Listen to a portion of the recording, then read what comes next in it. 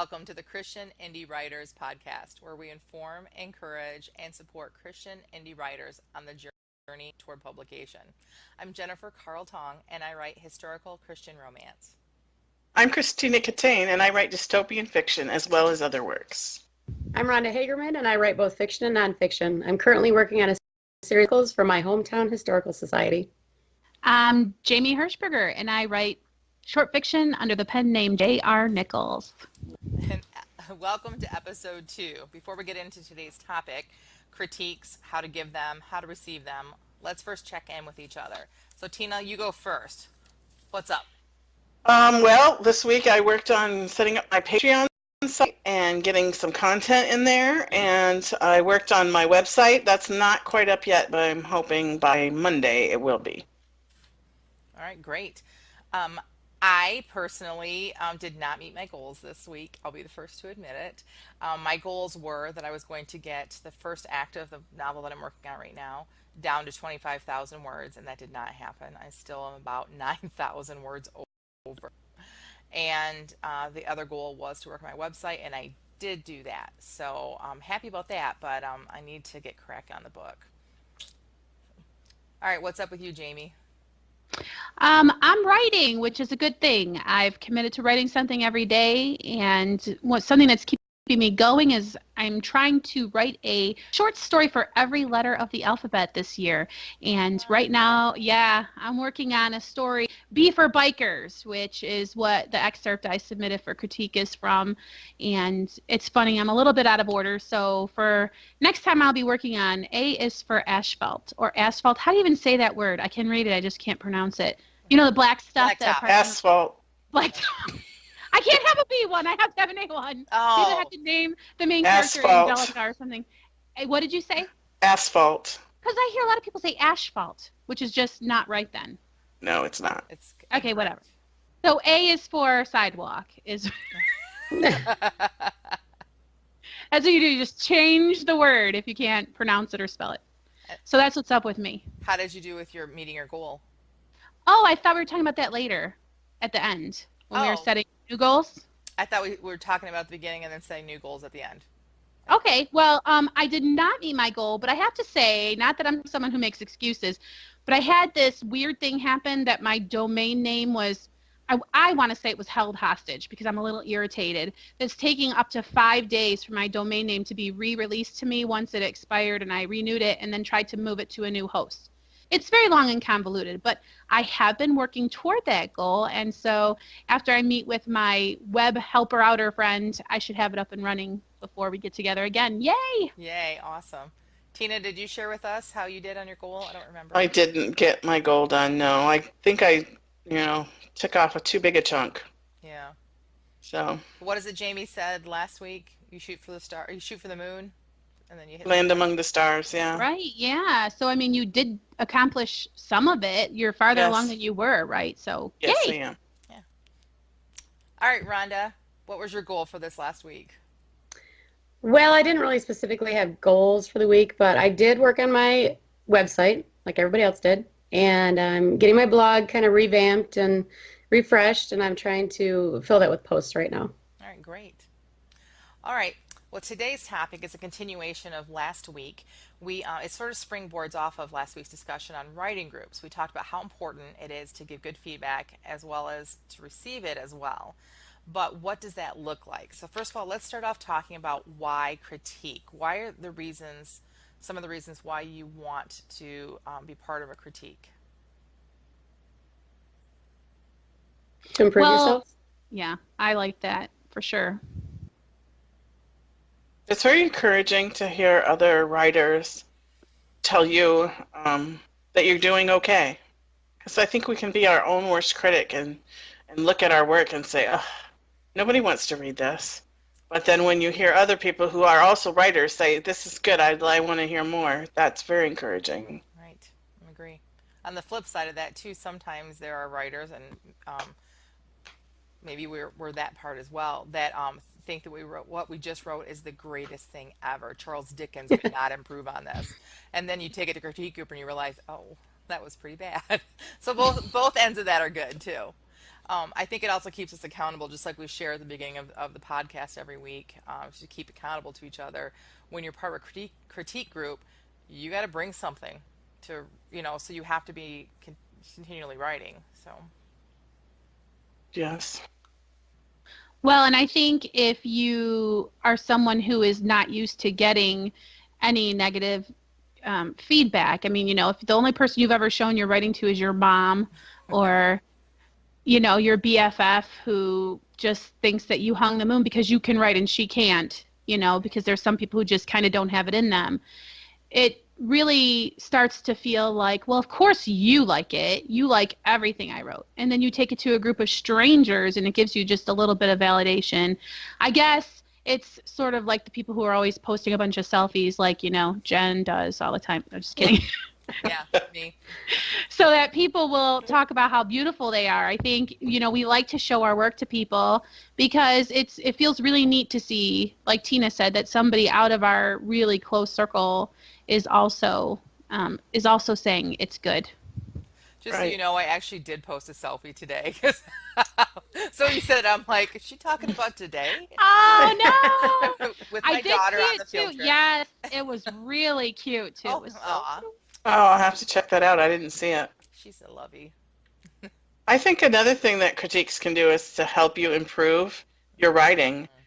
So, like, I had taken creative writing in high school, and of course, I took English 101 and 102 in college, but I never had heard some of the rules of if you're writing in order to be published. And so I showed up first critique group with this piece of writing that I thought was perfect, only to be told it was full of passive voice. And I was like, well, I had an idea what passive voice was because I study the Bible and I know what passive voice means in the Greek. But I was like, what do you mean? It's full of passive voice. And so that's when I learned that passive voice slows your story down and you don't want that. And so that kind of feedback, we've all learned things along the way, and to be able to share it with each other helps everybody improve. Right.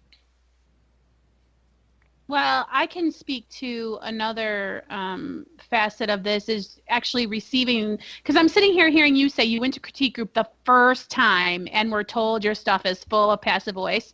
Like, I think I would have crumpled and started crying on the way home and called my mom and said, you need to tell me I'm a good writer. No, just kidding. But I mean, I've really matured and gotten a bit of a thicker skin over the years. But do you know, I completely dropped out of a poetry class because it was my turn to share. So I just didn't go back to class because I could not stand the ideal of hearing anything negative about the piece. And so the more you expose yourself to it and kind of learn to divorce yourself from the piece in an effort to make it better. So instead of it being my story, it's a piece of writing that now needs to be refined and tweaked. But you can't really get to that place until you go through the experience many times, I feel. I think that's really interesting that you did that in that poetry class because I'm going to bet you were in other college classes that you had to speak in or you had to talk or answer questions that you weren't intimidated.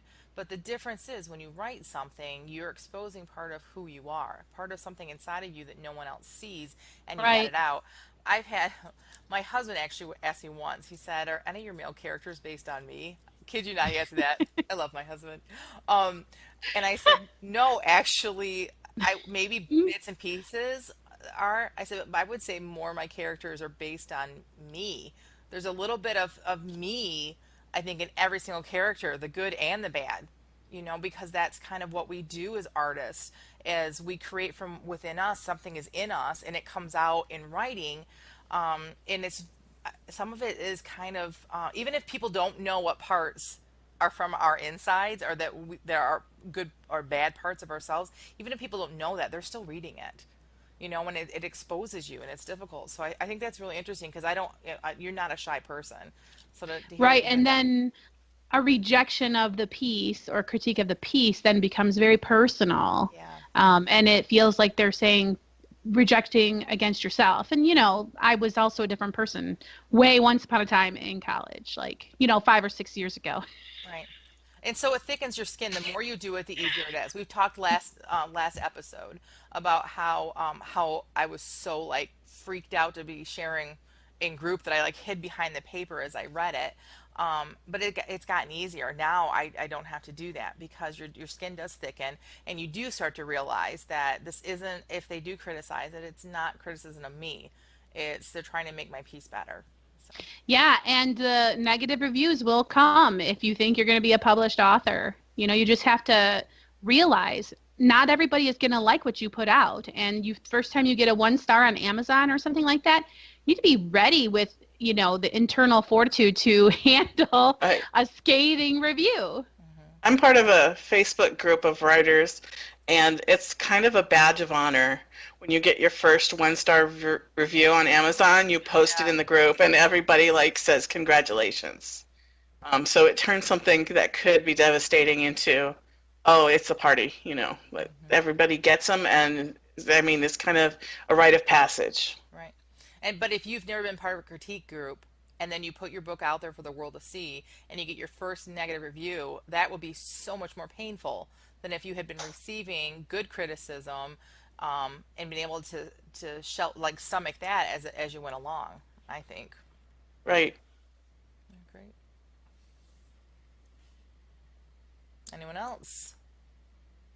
All right. One thing I like from critique groups is it's not so much that there's been something wrong with it really, but I've gotten some really good feedback as far as the direction I should go, or maybe I should take my character back a few steps and change the direction back then because it's just going to become a dead end very soon. And that's probably the most beneficial feedback that I've received. Yes, I absolutely Multiple agree. times, by the way. No, but I absolutely agree with that because if you get too far into your piece before you've ever shared it with anybody, then you can be in more trouble. Case in point, the book I'm working on right now, even though it's the third book in the series, I started writing it first before I realized it was going to be a series. And so it was the beginning of my writing career, and it's a lot. It's not as good as the other two. It needs a lot more work. And I think if I'd been part of a critique group from the beginning, there's a lot of things I would have caught and stopped before I got 120,000 words into it. Yeah, good point. And so you said it was your first one, and don't they always say your first however many books are Yeah, probably. I tried finding that quote because I've heard it over and over again in different groups that I'm into. Like, it takes several books. Some have said 7 books before you become a good writer. So you either write 7 books and don't publish them, or you write 7 books and you put it out there because you know what? That's writing. That's life. And then your next books will be good. And I And don't, of course, when you publish it, you don't think it's bad. of course. But Jamie, was it So, you about a month ago we were talking about it? Were you the one that said, maybe it wasn't you, that I don't read, I'm not a Stephen King reader, but they said that Stephen King's first books are not great. They're nowhere near as good as the later books. Well, that makes sense because they're his first books. So even if you're a famous author, you're only going to get better, and your first books are not going to be as good as your later books. So being part of a critique group is perfect because it'll help you get to those other books. and that's really exciting because how terrible would it be to hear that you just only get worse over time? Right. Isn't it good to know you're just going to get better? So just keep going. That's really neat to Right. think about. This isn't football. We don't have to worry about our knees going out. Right. Yeah. Yeah. Just And take I care of. think, with my novel that I'm working on, I was working on it a long time before I got into the critique group. And if it hadn't been for the group, I wouldn't have been able to figure out why I was struggling so badly with the editing and the revision. And you guys helped me to see that I just needed to set it aside and completely rewrite the story because I had evolved so much as a writer over that 10 years Mhm. that I was different now and the book was different and the story is different.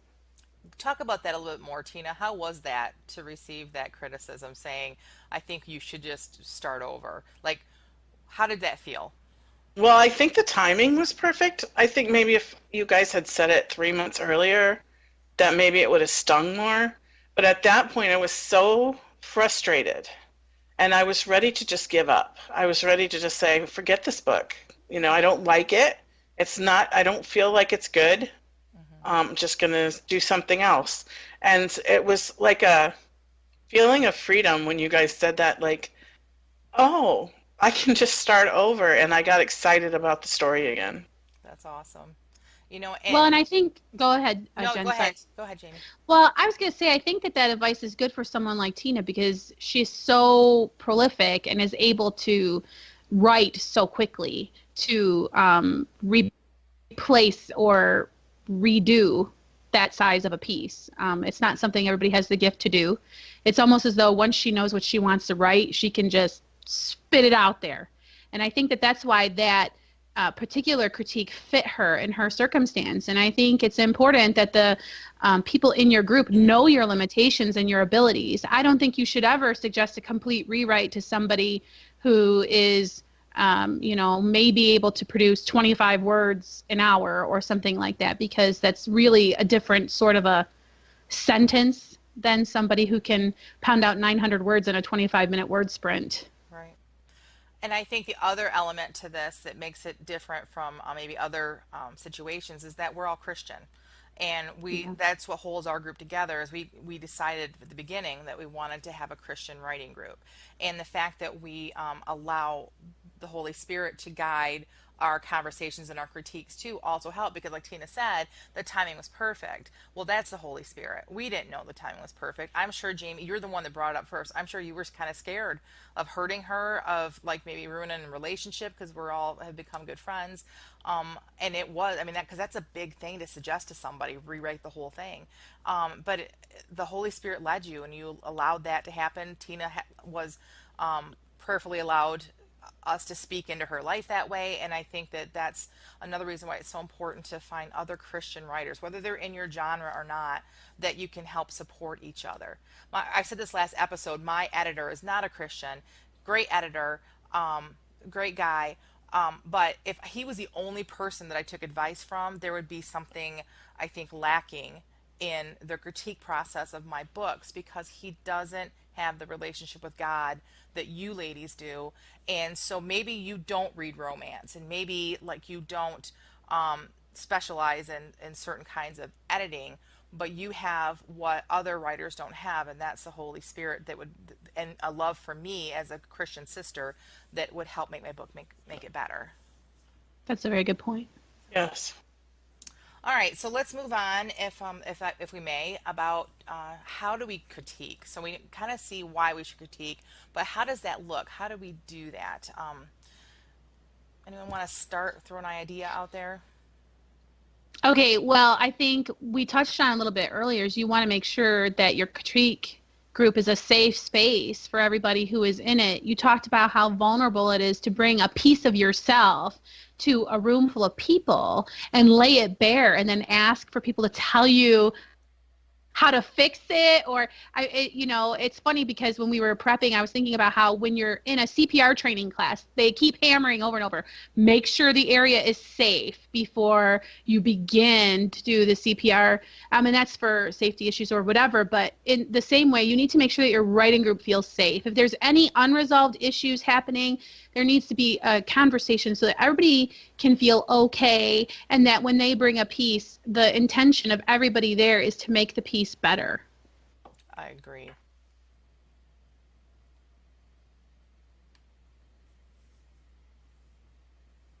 It kind of reminds me, of scripture where it's, everything that we do is out of love and even if you have to go to somebody with something that's hard to say to them, or, about something they need to change, it's done out of love and to restore them. And so it kind of reminds me of that same dynamic. Hmm. Yeah, because the whole point of us critiquing each other and giving feedback isn't anything self-serving. It's to help you as a writer. When we read Christina Cattane work and the three of us will sit and go through it and give you our feedback, we're not trying to get anything out of it ourselves. We're not trying to make ourselves look smarter or be the better writer. We're trying to help your writing. right? And so Right. that should be the goal always, and that helps to add to the safety. If I come into the writing group and I know that everybody there is pushing me towards publication, everybody there, their goal is to improve my writing, it makes it so much easier to share, so and not feel concerned about it and worried about doing that. Yes, and I I think don't, at the same time, oh, go ahead, Rhonda. no, I was just going to say I do get something out of critiquing other people because I'm not just going to mindlessly or thoughtlessly spew my opinion about something. I'm going to think about why I think something should be changed or improved or whatever. And I think that does help my writing. Good point. Really Yeah, good that's a really good point. Yes. I think if you're coming into a group and you're asking for a critique, that you need to know what kind of feedback you need going into it. Because sort of to put your piece out there and say, everybody read my piece and give the feedback, well, you might get a lot of feedback that isn't exactly helpful. Sort of like, good story, keep going, champ. And meanwhile, you're like, but wait, that does not feel useful in any way. Well, I think it's sort of your job then to define what it is you want them to comment on. Do you have a problem with the actual mechanics of writing and you need someone to tell you if you're using there, and there correctly? Or do you have a plot point that's sticky for you that you're trying to see? Do you have a character that you want to know, do people care about? Really specific questions that you can ask people to give you the feedback about, so you don't feel like it was just kind of another pat on the back or an awkward silence as your piece is the one to discuss. agreed. Yeah. All right. So let's move on for about, we've talked about it making it safe. Let's talk about doing your homework. When I say homework, I mean that if there are expectations which the group needs to set, then you need to meet them. What are some of the expectations? Do you guys want to speak on some of the expectations we have in our group? Brain writing. Bring writing. Brain writing, yeah. I know, and that sounds maybe like simplistic, but if I'm bringing my Mhm. writing every single time we meet, but there's someone in the group that, oh, I didn't have anything this time, or, but they still want to share and critique my work, it almost is, it's not even. Because if I'm going to expose Mhm. myself, you need to be willing to do that too, because it becomes a bonding thing and it's a trust issue.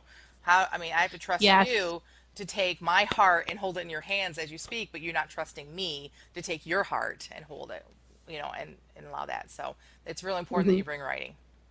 Yes, and examine yourself and make sure that's not what you're really doing when you're like not meeting your deadlines and you feel like it's because your circumstances are arranging it. But it could very much be that you are very afraid to get vulnerable with that writing group. And if that's the case, you need to find out, is it because your group makes you feel unsafe, or is it because you just are not quite taking that leap of putting it out there and hiding behind the paper as you read it Right. so that you can get through it, whatever it takes. Right. Right. Another thing is if things are being submitted ahead of time for you to read, you should read them and be thoughtful about it and think Mhm. about what the feedback that you're going to give, and not be reading it at the table while you're Mhm. having critique group, or Right. in the car in the driveway before you go in. And guilty, Hmm. I should say. But yeah.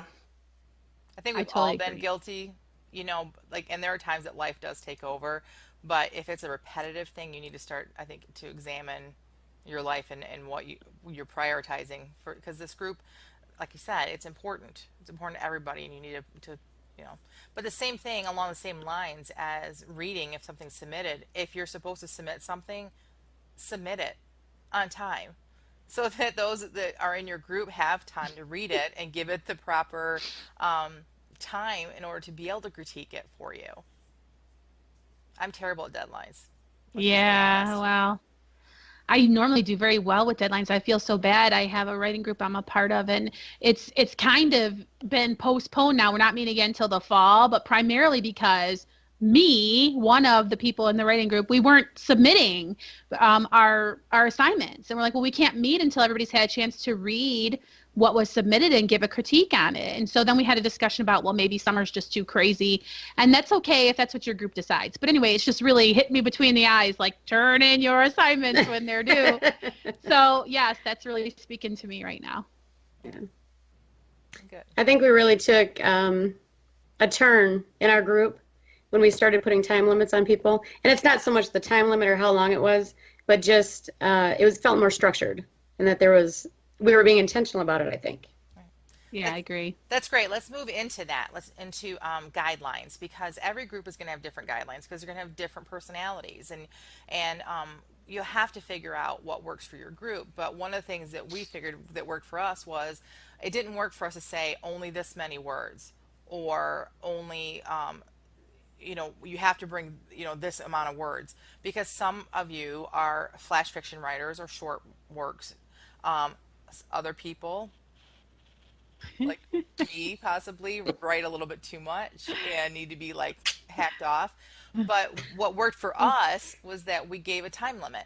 We figured out how much time we had in our time period, divided by, take lunch out of that, so that we could sit and actually enjoy each other during lunch. Because that was the other thing too, is that we found that we were eating while someone was reading, whoever ended up during that time period, and it just felt like really rude, and we didn't want to do that anymore. And we wanted to have time to just sit and enjoy each other. So our time period minus the time for lunch, and then we divided it by the number of people that we had. So then that would give us, I believe it was 25 minutes with a 5-minute break between each person. And then we let that person decide how to use their 25 minutes. If they wanted to come in, if I had a long piece of writing that they just really needed to hear the reactions. See, as a writer of romance, sometimes I just need to see if I hit the mark on the emotional pull that I'm trying to write in a chapter. And you can't often get that myself as reading it. But if I can read out loud and hear the or the hee hee at the right time, then it works for me. Other people came in and want to take just a little bit of time writing because they want more feedback to talk and go more in depth. But that was up to the writer, and that works for us. What are some other guidelines that you guys can think of? Well, you decide if you want to assign work for the critique circle, or if you want it to be someone bring a piece you're working on. And, you can have a hybrid of any of these things we're talking about. You can have some weeks be like we're doing with the podcast, we're alternating. Sometimes we're bringing things that we say next time we're going to write 600 words about flowers or whatever. And then like this time we're going to just all submit our own work.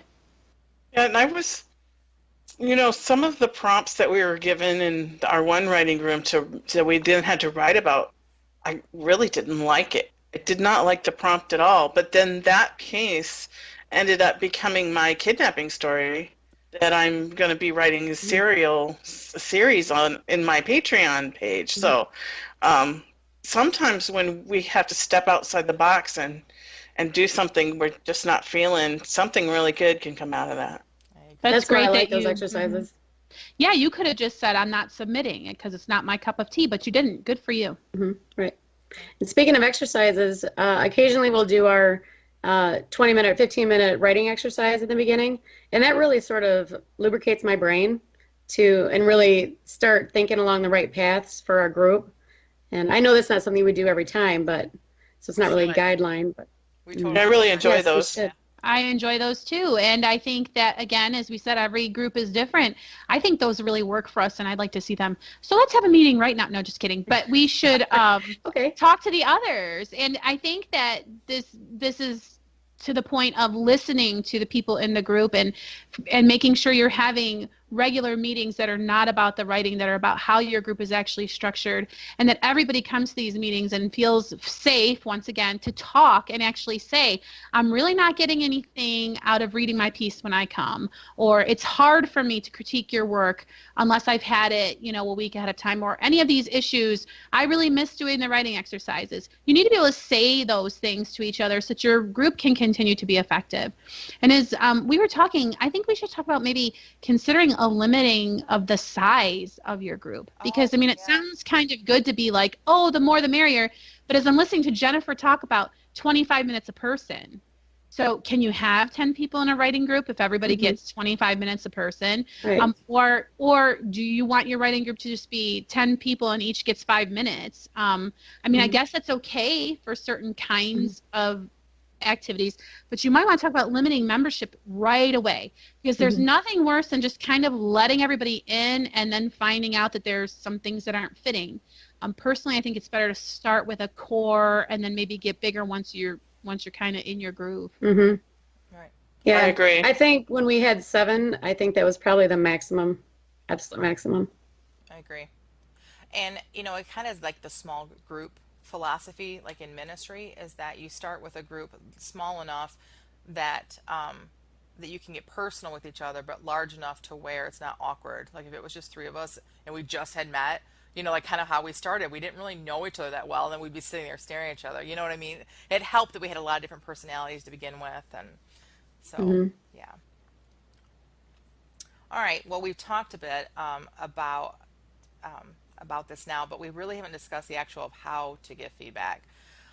Nothing is worse than a silent table where no one is talking, but what if you just don't know what to say? So, for the listeners out there that are considering starting a writing group or finding a writing group, how should they go about giving feedback? Well, you got to take the person's personality into consideration. Because me, I've got a very thick skin, and I'd rather hear, this is really terrible, so that I don't waste any more time on it. Where other people might need a little bit more, well, all these things were fantastic, but really, the story's not that great, so maybe you'd consider changing it. So you just need to decide, or you need to be honest with what your personality is like so that you can receive the kind of feedback that'll actually be helpful to you. I love that. Yeah.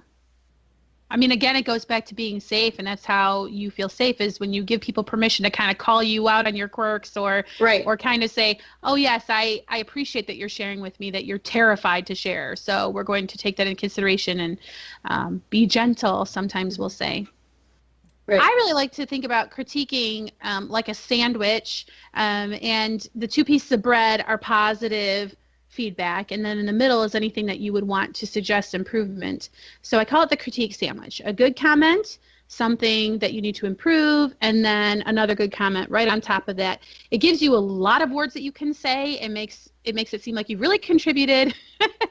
And usually the person who gets that criticism can take it a little better if that sugar pill is there before the medicine comes. So that's kind of how I like to Let's handle all it. break into Mary Poppins. No, I'm Yes. What are some things we can look for in someone's writing that we can be positive about? Like, let's be specific about that because some people are probably scared to death to not only expose themselves, but then have to then give feedback to someone else. So, what are some things? Mhm. certain lines or sentences that really move you. Mhm. Sometimes you just read a line and it just, chokes you up or moves you or Mhm. inspires the poet inside of you or something. And those picking out those specific lines and saying, I really, really liked how you said this. Yeah. Good. I love that. A well-developed character. Mm, That's my favorite to find. that's good. Well, and I think to be able to find these things, it goes back up to how we were talking earlier about doing your homework. Take the time to actually print the piece out and maybe highlight anything that really catches your fancy, or read it through once and then go back through. Because a lot of times people have shared with me, gosh, I really liked the piece. I'm just not exactly sure why I liked it. And I think that just taking a little bit of extra time because you care about these writers in your group will help you to be able to give feedback that is helpful. Great stuff. Anyone else? All right, we talked a lot about feedback today, but you as a writer need to understand that we did not start off with all of this knowledge. It took time, it took trial and error just to get where we are today, and we are still not there. Like we talked just a minute ago, we wanted to change our format again because we're evolving as people, and we're evolving as writers. So we're still working our way, but we would love to give you a tool that we wish we had had when we first started out. Follow the link below the video here to our website and sign up for our newsletter, and we'll send you a copy of our critique cheat sheet. It's going to be compact. It won't be a long read, but it'll give you some great starters for how you can be a good critiquer when you do become part of a writing group. All right, it is that time of day for our feeding of the backs, or back, What? our feedback time. Yeah. It's an old Jamie joke. We love it. So, all right, this is how it works. some weeks we will come in and we will have just written, right before the podcast starts, we'll have just written a raw piece, usually a fun activity, and then we'll share that. When we do that, the type of criticism we're expecting is mostly just encouragement because we haven't edited it. We did not have time to plan. It was just some raw writing that helps to just stretch us as writers. Other weeks, like this week, we will have submitted in advance pieces of writing that the others in the group will read and give us some constructive criticism in. If you again look in the link below, there will be a link to our website where you can as well can download our writing for this week and follow along as we talk about each other's writing. We ready, ladies? Think Ready. so. All right. We are going to begin with Miss Rhonda. Now, first of all, before we start, it's always important that we ask the writer what kind of critique they're looking for. So, Rhonda, what exactly are you looking for from us today? Okay, this is the book that I'm writing with Mom, and we're just at the beginning stages of it. So I would like to know, do you get a feel for the characters? Do you understand the relationship between the officer and Nettie? And your overall opinion of what is going on. We just kind of threw this together, and we want to make sure that we're on the right track. Okay. Okay, so go ahead, Jen. We've decided in advance that we're going to do this isolation booth style. And what that means is that the writer is not allowed to speak during the critique, and I will be the worst person at this, and they all know that. Because I enjoy talking is what it comes down to. But while we critique, Rhonda is not allowed to comment. We're not allowed to ask her questions. The three of us are just going to discuss her writing, and then when we're finished, she will be able to respond. All right? Anyone want to go first? Well, I just have to say that I love the way Rhonda writes characters. The little nuances that she sticks in there to show the character's personality. Nettie biting the cuticles on her nails, and her helmet and her Vesper. And it was just like great characterization. I really loved that. It's something I'd like to get better at. I'm really good at being in the head of a character, but to have those little physical traits that really show personality. I agree. I love the quirkiness of Nettie. I think that she's an awesome grandma. Is it wrong that I was thinking of Rhonda's mom as when as she was yep, shh, Rhonda, shh. That's what I was doing too. Yeah. So I think it's awesome to find out that her mom is writing this with her.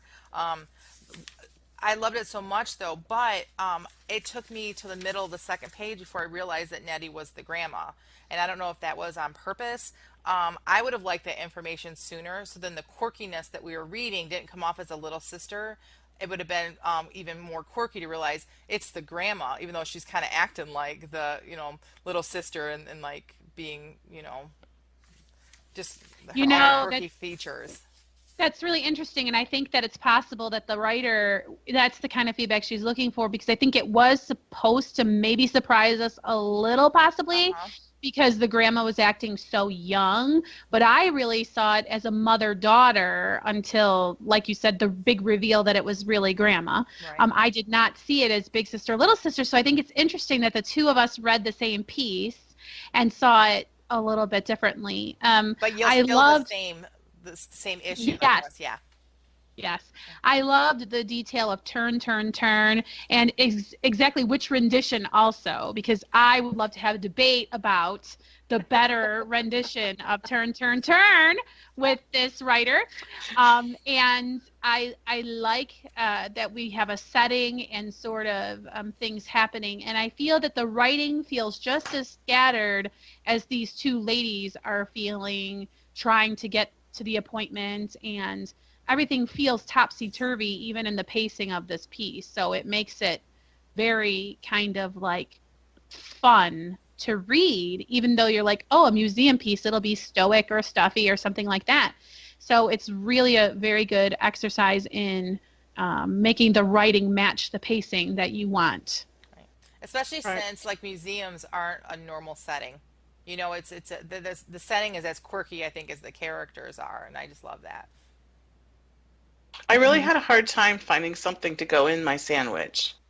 Um, but if I had to pick something, and this is a huge maybe like a bit more of those kind of characteristics that you gave Nettie that show us her personality through her actions for Jenny. Oh, yeah, I would like to say something else real quick before we're finished with her. I was shocked, absolutely shocked, because I really assumed that the first time that Rhonda would use a character with the name Jenny, that she would end up being a woman of ill repute. And here's why. Rhonda is a big fan of my writing, and she's a cheerleader for me, and I just love her so much for just the positive vibe that she gives me and the prayers that she sends my way for me and for my writing. So I wanted to write her into one of my stories once.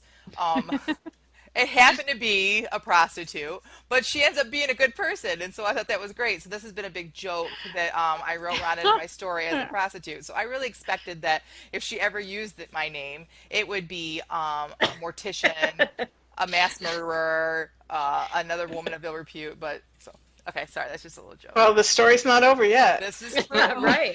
We don't know. No, Well, go ahead.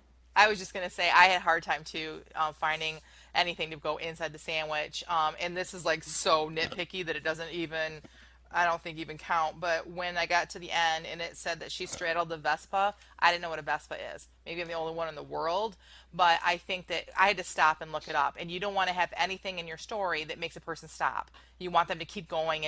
And so it might have been easier to say something that would describe it more, or just flat out say scooter.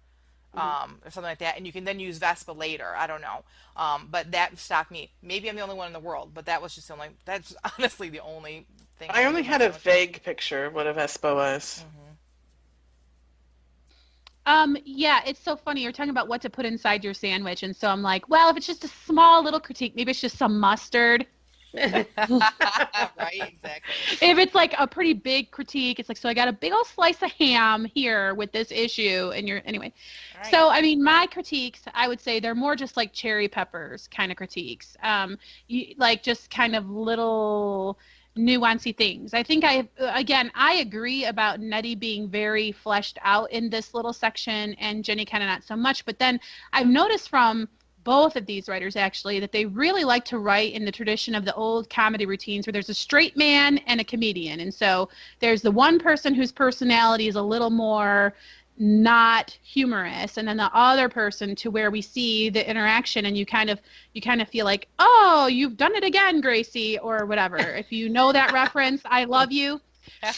So it's like, I think it's possibly sort of a stylistic choice, but I agree that I would like to know more about Jenny and give her just more of a personality. I mean, maybe once in a while she kind of bites back with a little of her own sass or something.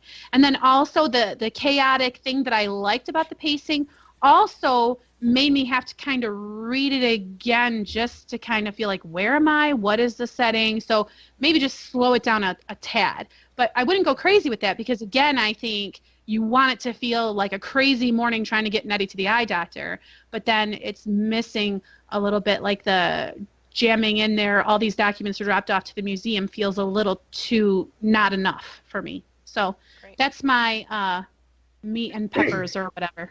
Awesome. Yeah, I really love the way that Rhonda makes the everyday scene. Like this could be a day in the life of anybody. Yeah. It's just kind of a mundane kind of scene come to life. Yeah. She made it come to life. Agreed. Very much agreed. Great job. All So right, can we let her out? Yes, we can. You are now released from your isolation booth, Rhonda. Okay, thank you, ladies. That was wonderful. I really appreciate all your comments. Okay, now it probably wasn't that fair, but I appreciate everything you said because there's an epilogue, or excuse me, there's a prologue, and then there's one scene with Jenny, and then this is the second scene in the book. So you would have known where they were, and you would have known just a little bit more about Jenny. But, you know, Jamie, you're right about the straight man thing. That's not intentional, but I don't know. Maybe I should think about that, why I do that or something. Okay, so didn't realize Nettie was the grandma. you might from the first scene, so I'll have to check on that. So I appreciate that. More characteristics for Jenny. She is more of a straight man. She's, you know, in her early 40s, and she's just learning how to relax, you know. Oh, and Jenifer, I don't believe in paybacks. So, and also, some of my favorite characters in the Bible were prostitutes. So, okay.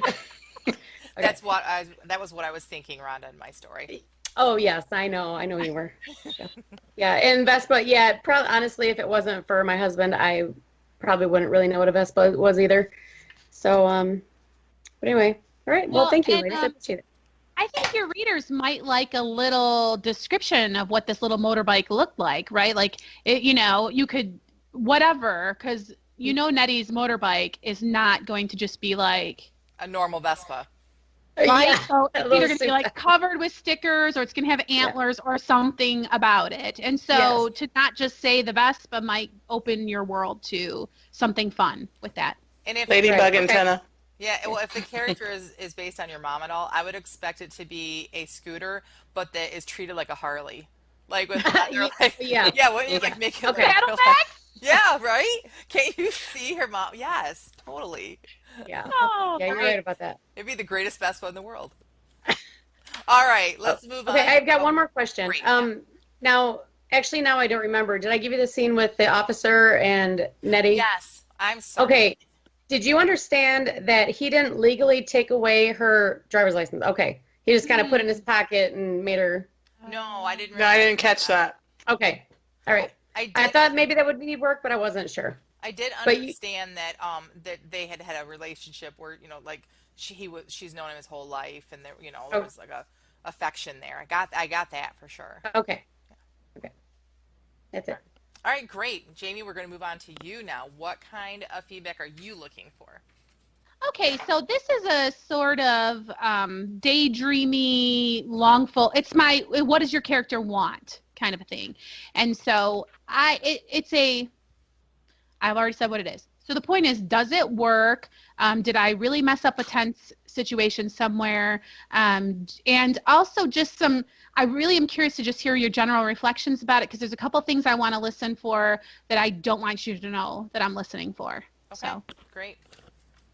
All right, who would like to go first? I went first last time.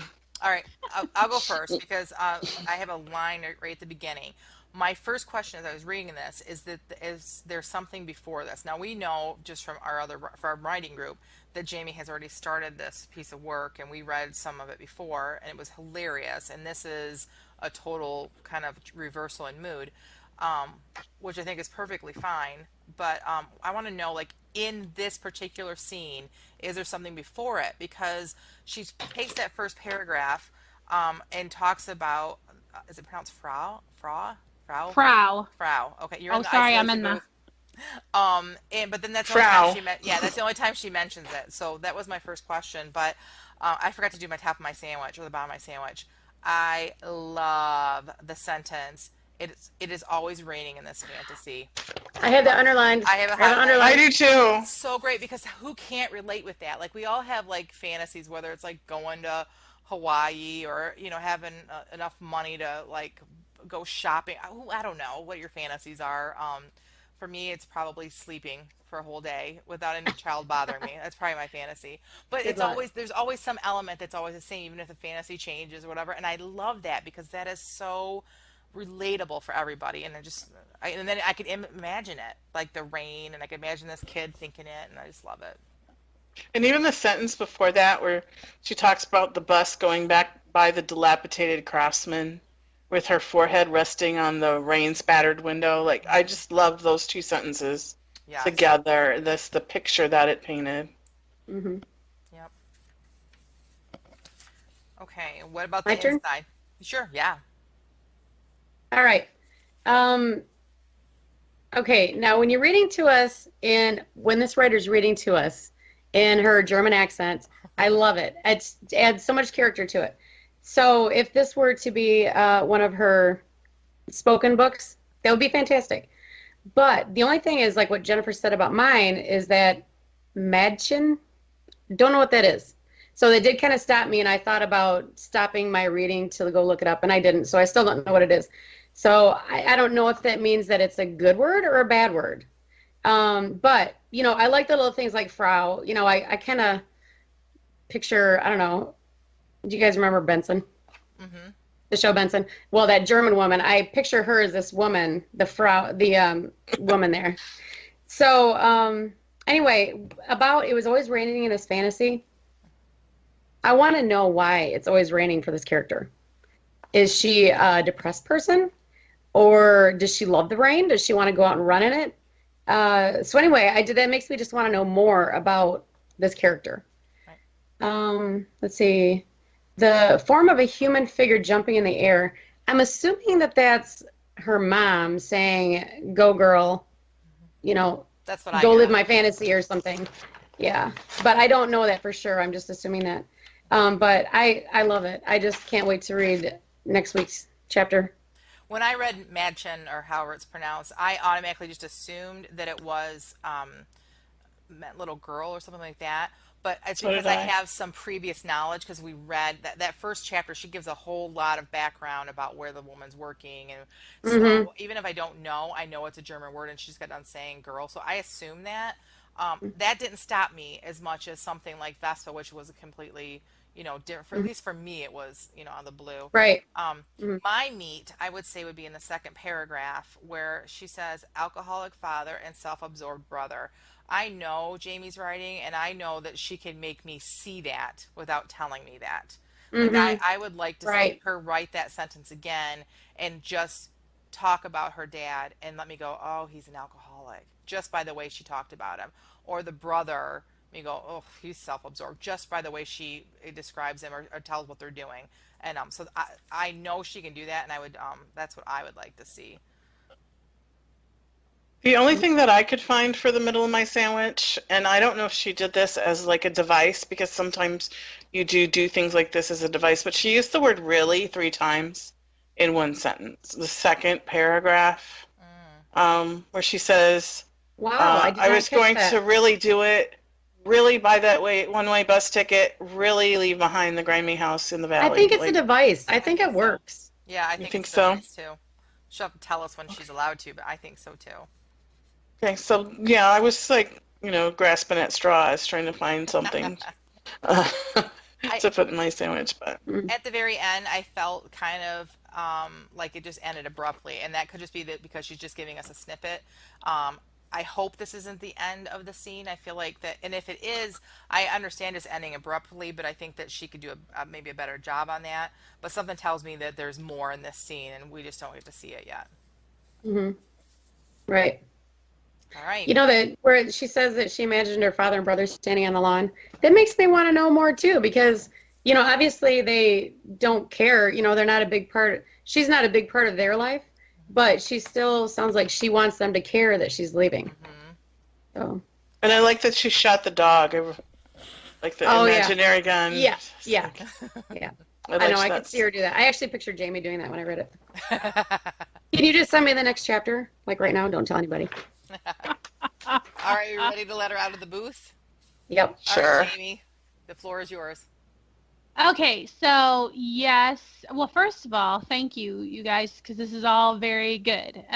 Very awesome. And I'm sorry, I wrote some notes. Hold on. So, yeah, so very awesome. Is there something before this? Yes. And so I read, I did an audio book narration for some people who wrote Amish, and they had a glossary in the beginning that said what all the words were. But I think what I Nice. may do is instead, there is further in the piece, I use a word and then I translate it for the reader. So I may do that a couple times. I think Machen is how it's pronounced, and I think I do the Frau calls her Mädchen, girl. She Mm-hmm. thinks I'm a girl and I'm 16 years old. So um, that is supposed to be a clue in. So I will make sure that I'm a little clearer for my Englisher audience. What if So what thank you. if you That's good feedback. What if you started the paragraph out with that word by itself, one word sentence, Machen, Mm. a girl, At 16 years old, the Frau still thought me as a girl. And then Mm. you still can end the sentence with, I reckon it was her she saw me whenever she called me Machen. I love the Yeah, yeah. framing of that. Mhm. So that's an idea. So all that you have to do to fix it is just add that in there. And so yes, I so as you can see, that feedback is very helpful. Um, is there something before this? Yes, this is a excerpt that is plucked out. And just so you know, at the end, unfortunately, it's this fantasy that drove her to go and work at the House of Hair. So that's what happens next. It says this desire to get out of town is what propelled her to go find work. So sorry, it's over. Um, also, um, okay, so it's always raining in this fantasy. The very next sentence says, at least the sky is sad that she is leaving the valley. So that's supposed to be, first of all, why is it raining?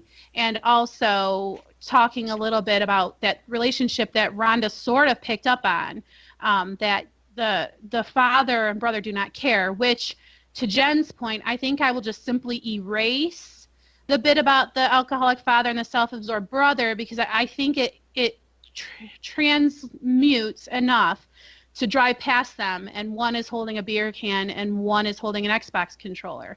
Because I don't think it's short fiction.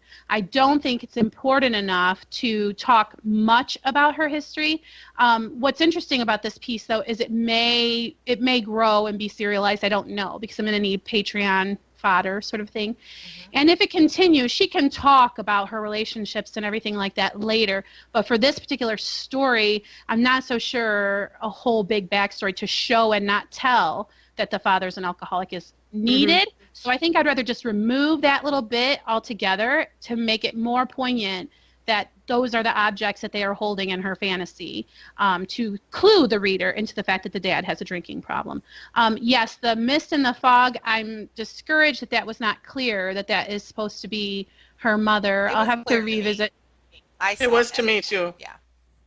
Okay, because and what I was the interest I feel in the piece that I was hoping someone would touch on, but you guys don't know the whole piece, and this is what I was forgetting about. The woman who insists on calling her girl has lost a daughter, and she has lost a mother. But the girl can't even see outside of herself that she would possibly benefit from this relationship, and she can't even really receive the love that the woman's trying to give to her. Instead, she's like eye-rolling about it and things like that. Which becomes a little more developed in the rest of the piece. But so the point is to kind of say the mom is dead and that the girl had given her a voice when she was very small. I personally really like that part.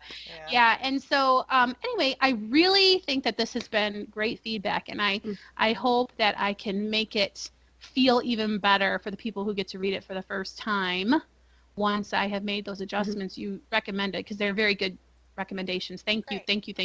Great. What's your word count goal for this one? Nope, till it's done. Oh. Okay. Because I know where it has to end up, and right now I'm heading in that direction, but there are a lot of plot points that haven't exactly been figured out. I mean, so guns make an appearance, who lives and who dies is still on the table. There's a lot of I didn't know that was going to happen. Yes. So there's a lot of Wow. unknowns until I actually put my fingers down to the keyboard and see what happens. Life is exciting in Little Bavaria. I do know the ending, which I totally love, but I'm not there yet. So that's what's propelling me forward, is to keep going so I can get to that awesome ending. Awesome. Great. Can't wait. So my back is fed. Thank you. Good. Great. All right. Well, let's go with who wants to go now. We have left me and we have Tina. Well, let's go with you, Jen. What kind of feedback are you looking for? Well, because I'm cutting words, I took out a large chunk from my first chapter, which is not very long to begin with. And I'm concerned. I keep going back and forth between my book is too long and a book is only as long as a story lets it be. And so I want to make sure that what I've cut out isn't important or doesn't make you feel. So I wanted you guys to read it without, and then I sent it with it highlighted, the red of what I took out, so to see if it was just useless or if I need to put it back in. That's all I'm looking for. All right, Tina, Or put her in her cage. and of course, anything else you want to say. Okay, now you're in the cage. Do you need some duct tape or something? You know, we need a graphic so like we can actually put a cage over Oh, people. that'd be really cute. Okay, I would like a force field bubble. But anyway, okay, so next stop Lansing. So how about before we address what she was talking about, we can talk just about the work in general. What do you guys think? Sounds good. Good. How do you feel about this, John, Rhonda, as a great big fan of this writer? Okay. As far as the section read that she was going to take out, I'm kind of glad she took it out because there's no action and it's just memories that aren't really necessary because we're going to know or already know about them anyway. So I think that was a good section for her to take out. I mean, if she would have left it in, it would have been fine. It just would have maybe slowed it down slightly, but still interesting to read. Now, one of my favorite things is her word pictures, okay?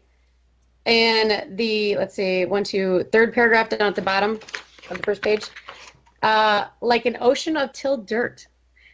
I know you're not supposed to have your readers stop for any reason, but I stopped and thought about that. I said it in my mind. I said it out loud. I thought about it.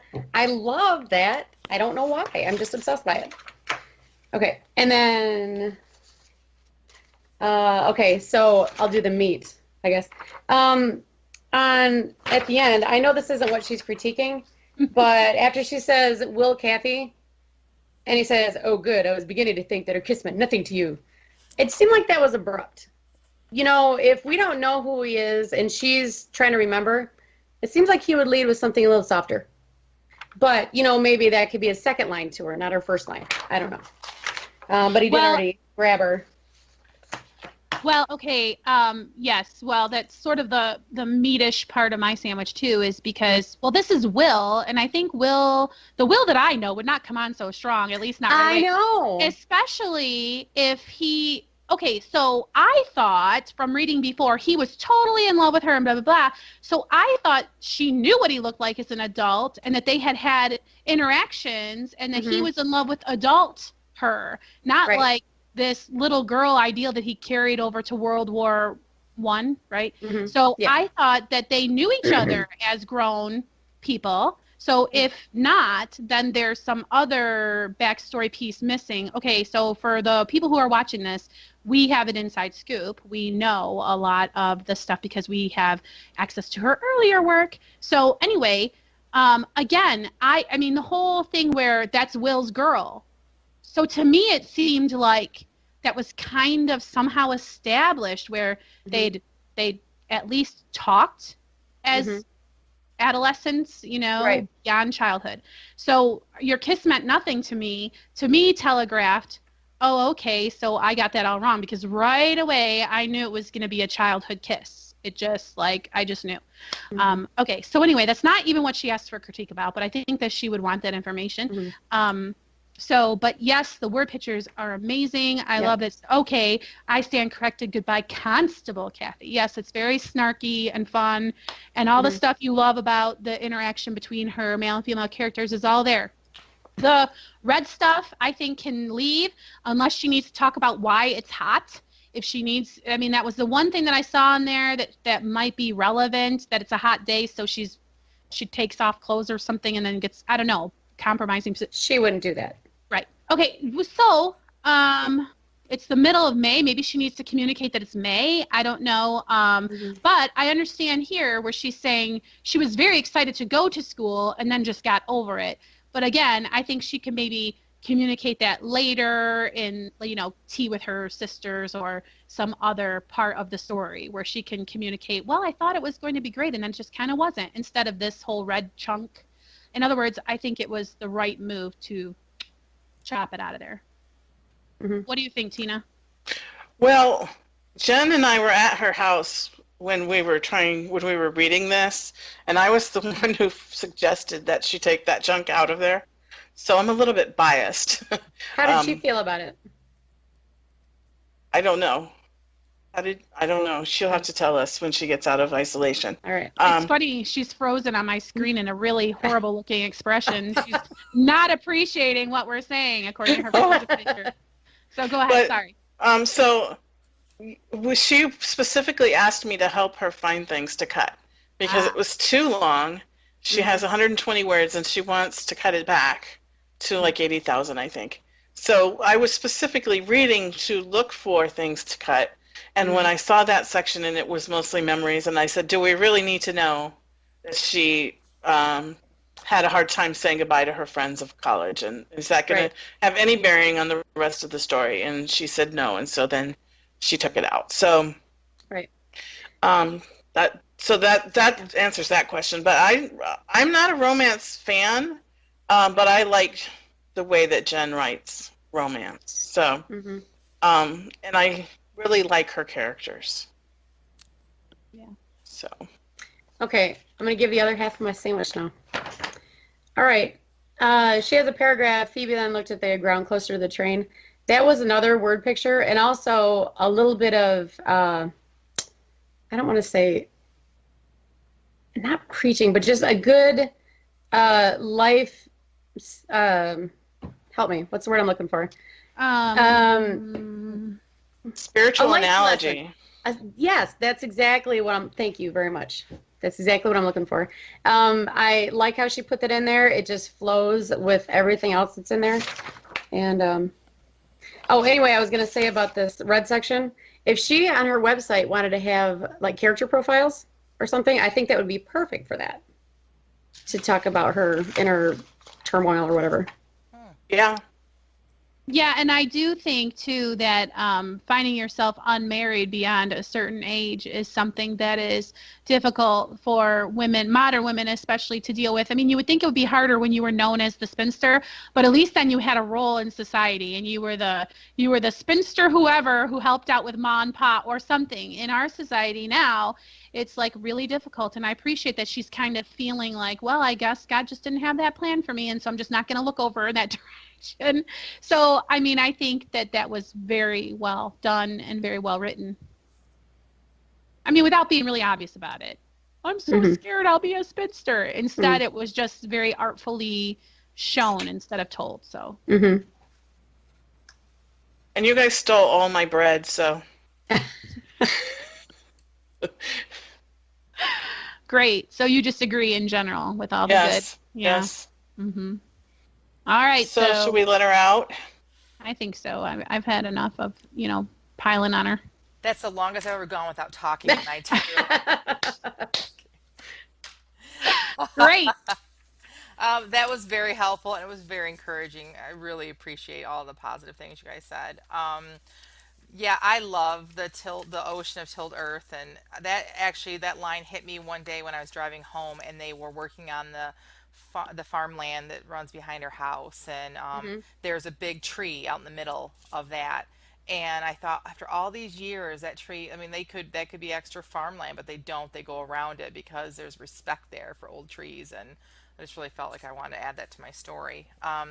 So as far as Will, her not recognizing him, maybe I missed the mark. What I was trying to do, and if you read the book previous to this one, which you guys haven't yet, but if you read the whole thing, you learn that like he has matured. When he went off to war, he was an 18-year-old kid, and now he's come back, and he'd have been a little bit older than 18, but still he came back, and it has, like, it would, as it does, it matured him, and and so when she finally looks at his eyes, she recognizes him, but she doesn't expect to see Will Caffey as an adult.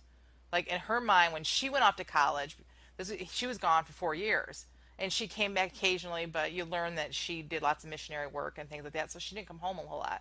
So in my mind, I was trying to show that he's now a man. He's no longer a boy. But maybe I need to revisit that and see if I can somehow make that more obvious. What I would suggest then is some kind of allusion to Will Caffey.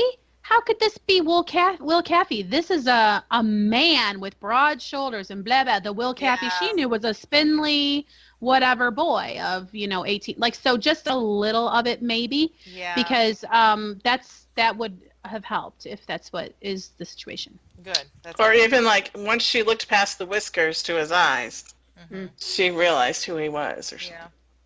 Yeah, all good stuff. Thank you. So what And I about agree. coming on about the kiss? I think I need to rewrite it. I really want to introduce the kiss because I want people right at the beginning to know what kiss. Like I want there to be this like expectation of trying to find that later in the book where they talk about it.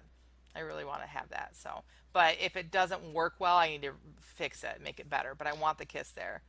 I It, love that it's brought up, but it's kind of like Rhonda said, to start with it may not be like, so I don't know what other fun little whatever, you mhm. know, I don't know. Okay. Yeah, I'll work on that. I agree. Because even as you're saying it and I can't talk, I'm listening going, that just sounds not right. So, But you have it in you to do it and to do it the right way, which is why I'm like refraining from saying, oh, blah, blah, blah, blah. Because if you do it, it will come out like Will and Phoebe. And if I tell you what to do, it will be a woman in a dirndl with a shotgun. There's a reason we don't write romance, Jamie, right? Oh gosh. Okay. So all right. anyway, I think that you can spruce it up. All right. Thank you. I really appreciate all the feedback. All right. We're running out of time, so let's move on. Tina, what kind of feedback are you looking for? Well, the piece that I gave you is the first installment of a story I'm going to write as a serial story on my Patreon for people that sponsor me on there. And so, is it strong enough to make you want to come back for week 2? Um, I forgot what else I said, but basically, um, that's it. Basically, like, would it make you want to come back for more?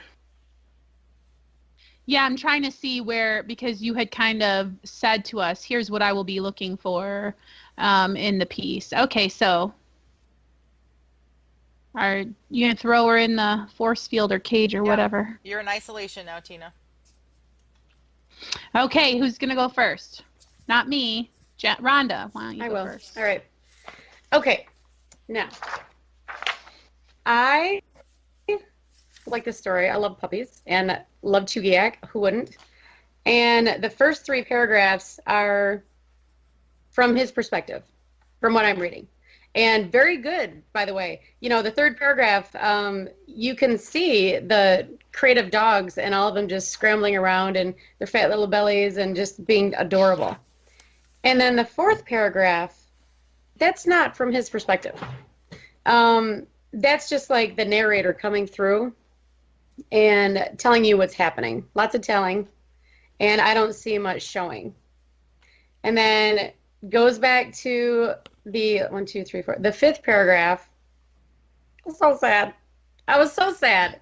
I literally I teared up. I didn't cry, but I teared up because I just feel so bad for him, that poor little puppy. And then for the rest of it, you know, Tina, the tearjerker, um, you just feel bad because the poor puppy is not being chosen by anybody. And then the little girl has to leave without him. And then that's the end. And that's very cruel, if you ask me. It's very cruel to us, if you ask me. So, but anyway, I liked the story. I think it's a fantastic beginning, and I am excited to read the next installment. A lot of my notes are exactly like what Rhonda said. Like I love that it's written from Chugiak's perspective, and I would like you just to get deeper inside of Chugiak. Like instead of like it's kind of a narrator inside of Chugiak that kind of comes outside of Chugiak. I would like it to be right straight up from a dog's perspective. Like for example, when she goes into talking about that, Chugiak did his best to get the attention of the visitors. You know, yeah, yeah. Well, why would Chugiak want to do that? If he's a dog and he's home and it's warm, and started off talking about the mom licking Chugiak, and wouldn't you as a dog be like, "Where's everybody going? This is so great Mm, here." So maybe kind of right. get more inside of him to where he sees, like she kind of mentions that he wants his belly rubbed like the other dogs are getting as they walk out, but kind of really get into the emotional part of that. Um, in the description, and Tina said this herself earlier in this podcast, that she's really good about getting inside someone's head, but the description is where she struggles with. And I think like when she starts to describe Angelica, we don't know it's Angelica yet, but that's who it is. Instead of just saying it was a small girl with brown eyes and long black hair, instead of saying that, I would rather see her have Angelica have Chugiak doing something or thinking about how no one's petting him, and then all of a sudden there's a voice, "Hi there," he said, looking up into eyes, brown eyes as warm as the voice itself. So instead of telling us it's a girl with brown eyes, you've introduced us through a warm voice that we know has brown eyes now. So I would like her to see her take a lot of this. I think there's a lot of telling, which is a rough draft, right? So we all do this. I'd like her to see her go through and find lots of different places where she could show us the characters more. And I do love the ending. I do. I think she can do better. I think it can be more emotional pull. I think if it's Chugiak's perspective, I think that we need to see inside and what is happening inside him when he watches the little girl walk away with a different dog. That I really want. I want to be crying at the end of this. I do. Uh, I think I'm sorry. I'm just having a plug-in issue. Sorry. Go. Yes. Yes, I totally agree with you. And I mean, fortunately, you didn't steal all of my bread. I liked that he tried not to fall over and wasn't successful. Specifically, I like his trying to find a way to nurse, and he's full. Yes, all of these little things. This is a lot of my bread. So as far as my meat and everything like that, I don't know how he knows what his name is. I might call him the pup, and switch between the pup and the wolfhound or whatever, because he doesn't know his name. he's not believed yet. We shouldn't know his name either. That's a good point. And so I think that would also help us. Now we're invested in this little dog. So, and I love what you guys are saying. Yes, other people began to come and look down at the pups. So far, so good. Men of hairy faces would pick them up. So far, so good. For the pups. Chugiak would watch with interest as this and that happened. Chugiak felt what? So, I mean, you don't have to necessarily scrap everything that you wrote.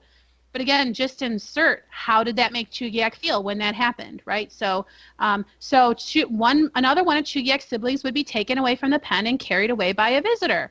So again, like Jen said, well, why would he want that to happen to him? Other than you have to say stuff like it started to get lonely in the pen, all of his little playmates were, disappearing, and so he's feeling sad and almost alone, and soon there would be no one left to wrestle with, and kind of stuff like that. And how about point out how the mothers push dogs away? They start to push them away. And that's heart-wrenching because we don't do that as humans, but dogs do that, and that would make us want to be like, no, I want to take him home. Yeah. You guys are killing me. Yeah. Especially as they're trying to nurse and they get bigger and then they have teeth, and the mom is just grr, she does not want anything to do with those puppies.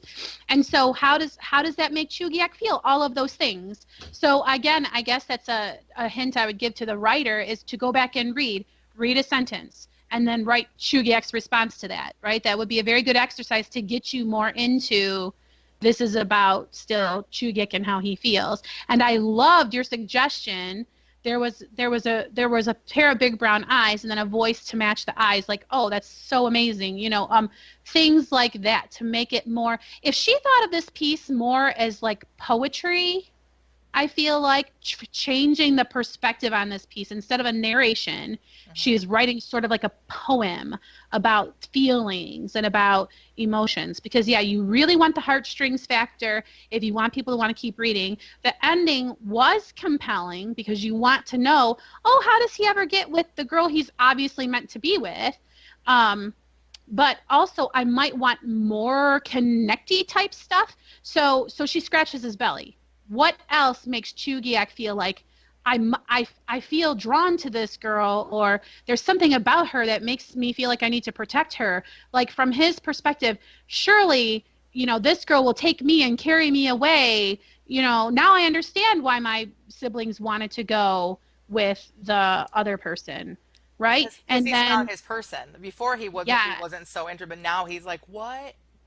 That's Yes. good. And That's then good. you're like, oh, how lovely. It's his turn to go. And then, so then of course you would want to read the next installment and find out how do they become reunited. So the other end of my sandwich would be, yes, that ending where, ugh, like gutting you. No, she has to take the puppy is the other piece of bread. Very good ending. I would like to Okay, point out before for you go on, go can ahead. I ask a question before it gets lost?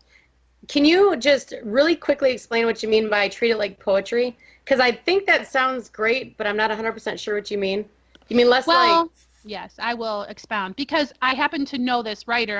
I feel like she knows what I mean, but I will explain it for people, you know. So if you are writing a report for school or for a board meeting or something, they are right, going to want facts from you. They are going to want to right. know what were the sales, as Hmm. opposed to if you were turning in a poem for a Hmm. competition, you would talk about, so let's say it was a report about how many potato chips did we sell in the last quarter? You might say, the beautiful red cellophane packaging led our patrons to the product, and they picked it up from the shelf, and the scent of the potatoes, the boardroom people wouldn't care about that stuff, but people Hmm. who read poetry would want to hear those Hmm. kind of the feelings of it, the Hmm. sensations, sight, sound, touch, taste, all of that. Hmm. And I feel this reads more like the first, more like here are the facts of Chugiak's birth, dun Right. dun, or like Dragnet. Well, Yeah. like ocean of tilled dirt as opposed to Yes. saying field.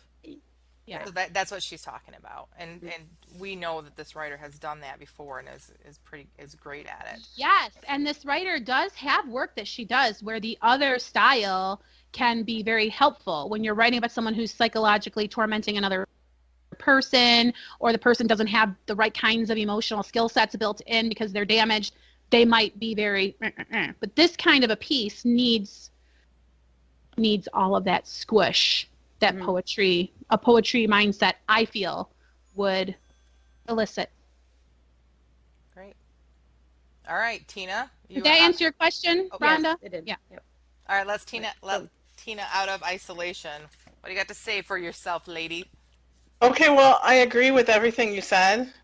And after I posted it to you guys last night and I reread it, I was like, oh my gosh, this is all telling and not showing.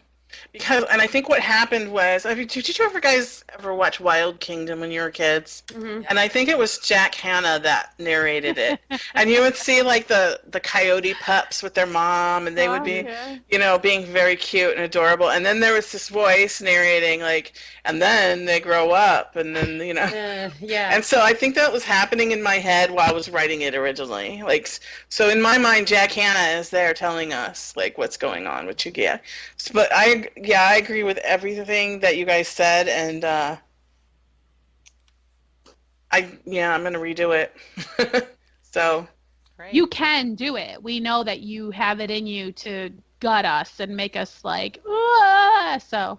yeah, I think when she was talking about what is the poetry, I think because I tend to be a more literary writer, but then sometimes I feel like I'm too literary. Mhm. And so then I'll pull myself back from that. I'm like, people don't want to read like this really literary thing that's going to take all their brain. Right. And I tend to pull myself back, and I need to just let it go.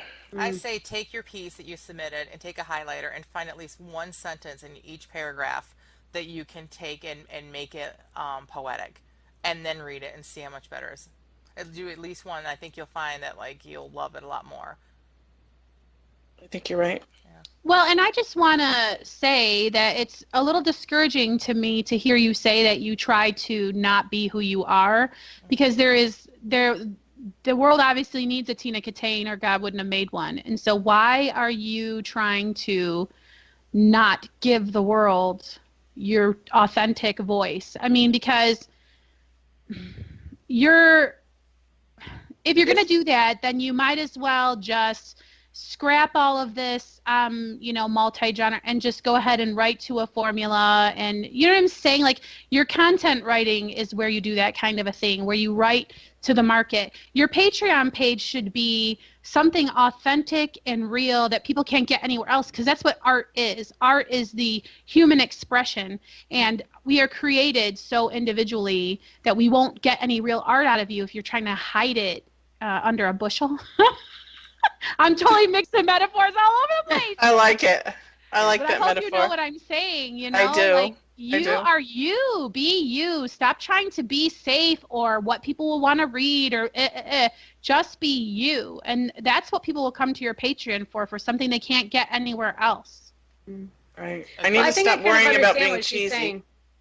I think I understand what she's saying, though, what Tina's saying, because with my technical writing background, that was exactly me, because I'm just bare bones. I say the bare minimum and basically just the facts. So trying to be a creative writer, nonfiction, fiction writer, I have to do the opposite of Tina. I have to add more of that in where she's trying to subtract more of it.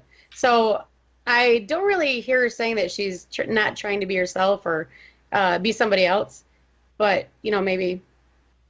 Anyway, I understand. Just an area that you think that she's saying she wants to grow in. Improve. Yeah. Because we talked too before about how some of us use a lot of dialogue and some of us don't. I know that, Rhonda, you don't use a lot of dialogue, and you're like, well, I might like to experiment with using more. So it's kind of one of those situations. Yeah. Exactly. Mm-hmm. All right, Tina, do you feel like your back is well fed? Yes, I do. Stealing Jamie's line. All right, great. It's time for us to visit the accountability corner, where we check in with one another to make sure we are each moving forward on our journey toward publication. And of course, there are many paths down this journey, and each one of us looks a little bit different. So we all know that everyone moves at his or her own pace. So in our group, we have set our SMART goals, goals that are significant, measurable, attainable, relevant, and time bound. Then we announce them here in the podcast. So Jamie, let's start with you, dear. Great. Okay, so I am going to commit to having the letter B story finished. I am going to commit to writing every single day. And I'm nervous now to commit to having my website up, just because I've realized how much of that is out of my control. Right. But I know now that minimally I could stick up a WordPress blog thing, something, even if it isn't the template I want or any of that stuff. And I will have that done by the next time we meet, even if it isn't the best website it could ever be. Great. All right. Rhonda, how about you? This week, I need to focus on my nonfiction. I am going to have 2 complete articles written, proofread, and finished. And then I'm going to try to have 5 in the bank that are rough drafts, hopefully a little bit better than a rough draft, for future use. Great. Tina? I'm going to work on obviously rewriting Chugak's birth.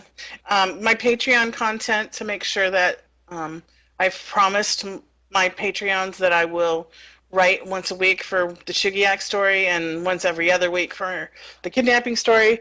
So I'm going to do that and also work on my novel and get my website up. Great. Well, for me, I am going to revisit my goal from last week. And my goal is to get my first act down to 25,000 words. And I think I'll probably just print it out and take it over to Tina, since she did such a great job with this first chapter, and just have probably what to cut. But I continue working on my website, get that first act down where it should be and get it a lot more quality. And I'll feel pretty good next week if I can do that. Awesome. Right. Great. Well, Great. This concludes a rather long version of the Christian Indie Writers podcast. Thank you for sticking with us. I think it was a great episode. I really enjoyed all the feedback and everything we did. Join us next week when our topic will be websites. What a great promotional tool. And the group of us have had a lot of experience lately getting those off the ground and starting over with some of us that lost our website, some of us starting out brand new, some of us just kind of revamping. So we'll talk about that next week. So until next week, may your pen be prolific, your deadlines be met, and may all of your words honor Christ. Bye-bye. Amen. Bye.